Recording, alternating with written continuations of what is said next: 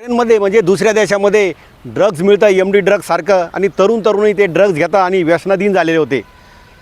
हे लोन आता हळूहळू भारतातल्या मध्ये आलं, ते मेट्रो सिटीमध्ये आलं. आपण म्हणतो चला आता ते मेट्रो सिटी मध्ये मिळतात, आपले मुलं निर्व्यसनी असं आपण गृहीत धरलं होतं.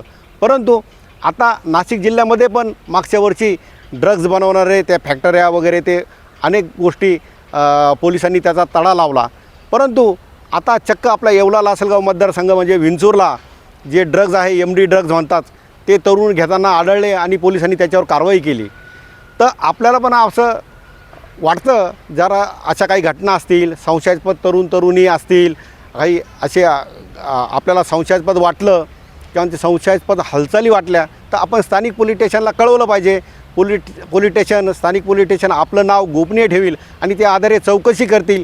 किमान आपण आपला तालुका, आपला मतदारसंघकडे आपण लक्ष दिलं पाहिजे. हे प्रत्येक काम पोलिसांवर ढकलून चालणार नाही. आपण पण सजग नागरिक झालं पाहिजे.